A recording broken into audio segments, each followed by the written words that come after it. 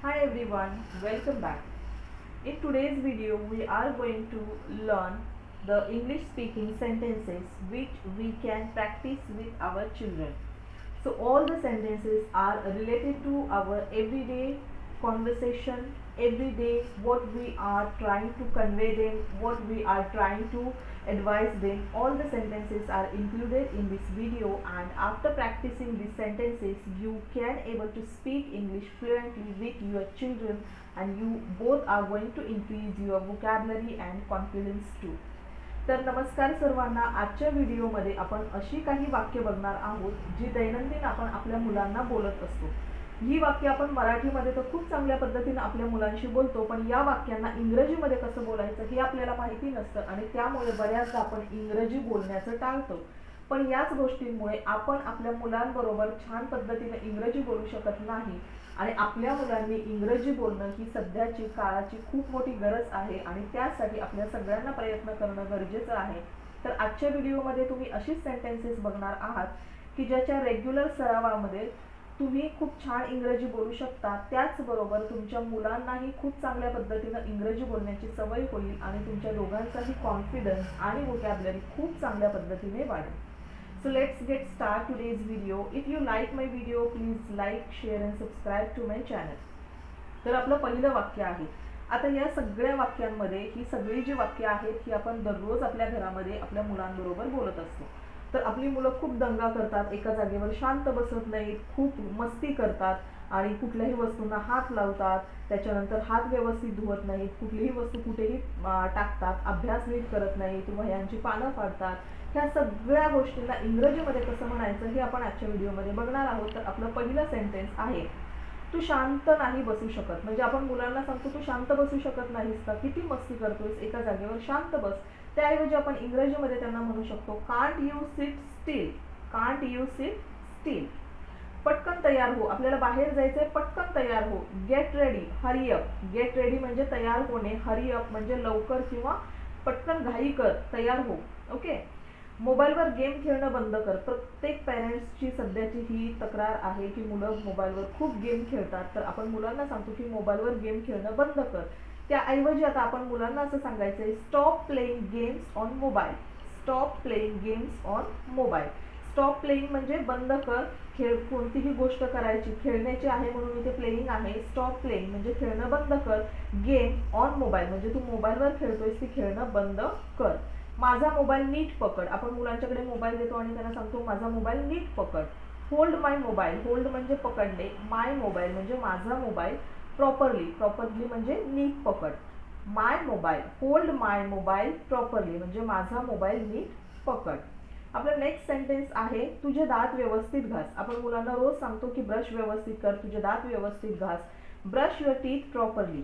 Brush your teeth properly. तुझे कपडे घाल.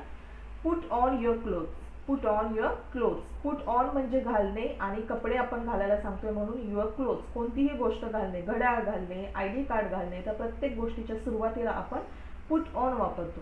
Put on your watch, put on your tie, put on your ID card, like this. त्याच्यानंतर बुटाचे lace बांध. Tie your laces.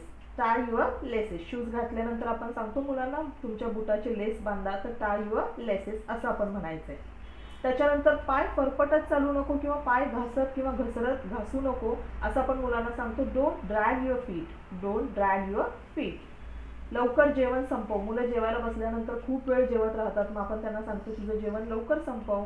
Finish your food, hurry up. Finish your food म्हणजे जेवण लवकर संपव, hurry up म्हणजे लवकर. तुझं ताट सिंकमध्ये ठेव. जेवण झाल्यानंतर आपण आपली जेवणाचं जे ताट आहे ते किचनमध्ये सिंक जवळ ठेवतो, तसंच आपण मुलांनाही सांगतो की तुझं जेवण झाल्यानंतर तुझं ताट सिंकमध्ये ठेव. त्याऐवजी आपण सांगायचे त्यांना keep your dishes in the sink. Keep your dishes in the sink. Keep your dishes म्हणजे कीप म्हणजे ठेवणे, युअर डिशेस म्हणजे तुझं जे काही ताट असेल, वाटी असेल, ग्लास असेल तो इन द सिंक म्हणजे सिंकमध्ये नेऊन ठेव. तोंडात बोट घालू नको.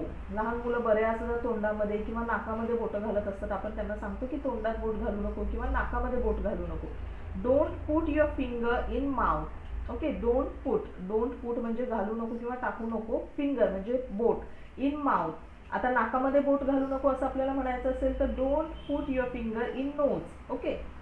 नेक्स्ट, नाक स्वच्छ कर, ब्लो युअर नोज. नाक स्वच्छ कर म्हणजे ब्लो युअर नोज. आपलं नेक्स्ट सेंटेन्स आहे नखे खाऊ नको किंवा चावू नको किंवा नख कुरतडू नको. लहान मुलांना बऱ्याचदा ही सवय असते नख कुरतडायची किंवा नख खायची. तर आपण त्यांना सांगतो don't bite your nails. Don't bite your nails. Next आपलं सेंटेन्स आहे तुझे कपडे बदल. खेळून आल्यानंतर, शाळेतून आल्यानंतर, ट्युशनवरून आल्यानंतर आपण त्यांना सांगतो की तुझे कपडे बदल. Change your clothes. Change your clothes. Change म्हणजे बदलणे, युअर क्लोथ्स म्हणजे तुझे कपडे बदल. आपलं नेक्स्ट सेंटेन्स आहे नळ बंद कर. आता मुलं बऱ्याचदा नळ चालू करतात किंवा पंखा चालू करतात, AC चालू करतात, TV चालू करतात. तर आपण त्यांना त्याच्यानंतर सांगतो की नळ बंद कर किंवा पंखा बंद कर, TV बंद कर. तर कोणतीही गोष्ट बंद कर असं सांगतो तेव्हा आपण तिथे टर्न ऑफ वापरतो. काय वापरतो? Turn off. गोष्ट चालू करण्यासाठी आपण टर्न ऑन वापरतो आणि गोष्ट बंद करण्यासाठी आपण टर्न ऑफ वापरतो. Okay. Turn off the tap. आता इथे नळ बंद करायला सांगतो आपण मुलांना, त्यासाठी आपण म्हणतो टर्न ऑफ द टॅप. जेव्हा आपण TV बंद करायला सांगतो तेव्हा आपण तेच वाक्य कसं म्हणतो? Turn off the TV. Light बंद कर, turn off the light. Like this way. Okay. Next, पहिला तुझा गृहपाठ पूर्ण कर. आपण मुलांना पहिला अभ्यास करायला सांगतो. पहिला तुझा गृहपाठ पूर्ण कर, नंतर आपण बाहेर जाऊ, नंतर आपण खेळायला जाऊ, नंतर आपण जेवण करू. तर complete your homework first. Complete your homework first म्हणजे पहिल्यांदा तुझा होमवर्क पूर्ण कर, तुझा गृहपाठ पूर्ण कर. नेक्स्ट सेंटेन्स आहे आपलं तुझं काम व्यवस्थित कर. Do your work properly. Do म्हणजे करणे, युअर वर्क म्हणजे तुझं काम प्रॉपरली. प्रॉपरली म्हणजे व्यवस्थितपणे, नीटनेटकं आपण मुलांना सांगतो की डू युअर वर्क प्रॉपरली. त्यानंतर व्यवस्थित छान लिही. Write neatly. जेव्हा मुलांना लिखाणाचं काम असतं आपण सांगतो अक्षर छान काढ, व्यवस्थित सुंदर काढ. त्याला आपण इंग्रजीमध्ये म्हणायचं आहे राईट नीटली. ओके. नेक्स्ट, वही दुमडू नको. मुलं बऱ्याचदा वही फोल्ड करतात, पेपर फोल्ड करतात. आपण त्यांना सांगतो don't fold your notebook. Okay. Don't fold म्हणजे फोल्ड करू नको, दुमडू नको किंवा घडी करू नको युअर नोटबुक म्हणजे तुझी नोटबुक. किंवा don't fold your paper. Okay. तुझ्या पुस्तकाची पानं फाडू नकोस. बऱ्याचदा मुलांना सवय असते पुस्तकाची पानं फाडायची किंवा वह्यांची पानं फाडायची. Don't tear. टिअर म्हणजे फाडणे. डोंट टिअर म्हणजे फाडू नकोस. Pages of your book. Okay. तुझ्या पुस्तकांची पानं फाडू नकोस किंवा तुझ्या वहीची पानं फाडू नकोस. तर don't tear pages of your notebook. तुझं काम कर. आपण मुलांना सांगतो ना हे काम तुझं तूच करायला हवंयस. तूच कामाची सवय लावून घ्यायला पाहिजेस किंवा स्वतःची कामं स्वतः करायला पाहिजेत. त्याला आपण इंग्रजीमध्ये म्हणतो do your work your self. Do your work your self. Okay. Next sentence आहे आपलं मला त्रास देऊ नको. बऱ्याचदा आपण हे वाक्य मुलांना वापरतो. आपण कुठलं तरी काम करत असेल आणि मुलं प्रत्येक वेळी येऊन काहीतरी प्रश्न विचार, काहीतरी सामान इकडे तिकडे ठेवते, त्यावेळी आपण मुलांना सांगतो की मला त्रास देऊ नको. Don't disturb me. Don't disturb me. तू किती बोलतोस? You speaks a lot. You म्हणजे तू, स्पीक म्हणजे बोलणे. यू स्पीक अ लॉट म्हणजे तू खूप बोलतोस, तू खूप बडबड करतोस. नंतर आपण मुलांना सांगतो की तुझी जी खेळणी आहेत ती तोडू नकोस. Don't break. ब्रेक म्हणजे तोडणे. डोंट म्हणजे तोडू नकोस. Don't break your toys. Toys म्हणजे खेळणी. Don't break your toys. त्याच्यानंतर आपण मुलांना सांगतोय लाईट बंद कर. आता पहिल्या वाक्यामध्ये आपण बघितलं होतं की नळ बंद कर. आता लाईट बंद करला आपण काय वापरणार? Turn off the light. Turn off the light. त्याच्यानंतर मुलं शाळेतून आल्यानंतर, बाहेरून आल्यानंतर आपण सांगतो तुझे बूट काढ. टेक ऑफ किंवा रिमूव्ह. पुट ऑन म्हणजे घालणे आणि टेक ऑफ म्हणजे काढणे. टेक ऑफ किंवा रिमूव्ह युअर शूज. त्याच्यानंतर तुझे बूट रॅकमध्ये ठेव. आपण मुलांना सांगतो keep your shoes in the shoe rack. Keep your shoes in the shoe rack. Keep म्हणजे ठेवणे. युअर शूज म्हणजे तुझे बूट कुठे ठेवायचे?